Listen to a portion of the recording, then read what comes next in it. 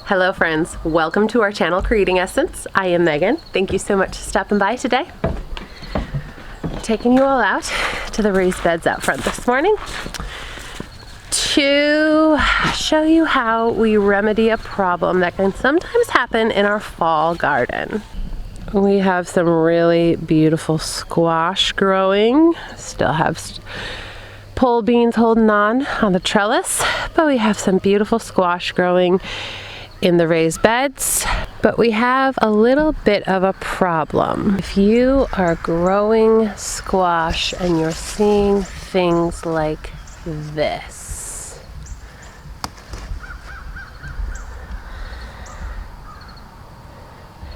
where basically the blossom end begins to rot away while it's still tiny.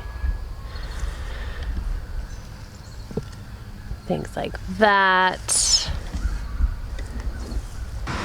Ooh, look what else I found in here.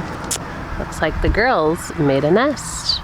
Those things are a result of your squash, your female blossoms not being pollinated. The bees are kind of slowing down in their frenzied pace of pollination. They're kind of hunkering down more. We're having colder nights. They're moving slower. They're not going as far from the hives. So even though we have two really incredible active hives plus the millions of wild pollinators, our fall crops can suffer because they're not getting pollinated. So here's how we remedy that. When bees and other pollinators are doing their work, they're just dancing from blossom to blossom, spreading the pollen from the center of the flowers. Now this, you can tell, is a blossom on a long stem not attached to fruit. This is considered a male blossom. Now this down here is a blossom attached to fruit. That is a female blossom. When the bees are pollinating, they're spreading the pollen from every flower to every flower. And just by chance, pollen from the male blossom gets into the pollen of the female blossom. Enter the Q-tip. We are going to do it artificially. We're just getting pollen from the inside of the male flower. And then we just bring it down here and do some fertilization to the blossom. And then we'll just continue to do that. Make sure there's plenty of pollen on here and go through the patch to hunt for all of these female blossoms like this. Something else you might notice is what the centers look like. The male blossom, and that is what the female looks like at the center.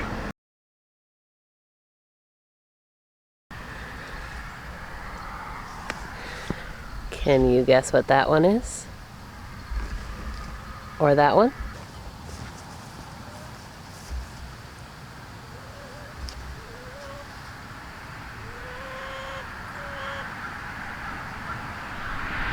On this variety, find a male blossom.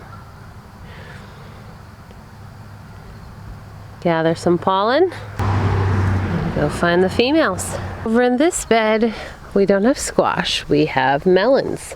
And this is actually a volunteer plant. We didn't plant it. It came from a seed in the chicken compost. But the blossoms work the same way.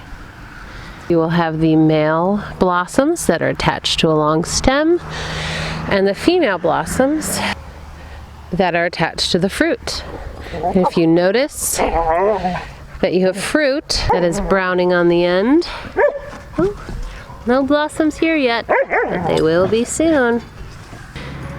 This is a zucchini, but again, it works the same way. If you notice that your first fruits are browning before they get very big, try giving them some help with that pollination. The baby is calling on the monitor, so I'm gonna head inside now. I hope that was helpful. Let me know if you have ever tried pollinating any of your own blossoms in your garden. Let me know if you even knew that was possible, because up until a couple years ago, I didn't. It was all brand new to me. I hope your fall gardens are going well. Thank you all so much for hanging out with me today. And as always, if you like this video, give us a thumbs up, share it if you think anyone might find it useful, and subscribe to hang out for more. We'll see you again soon.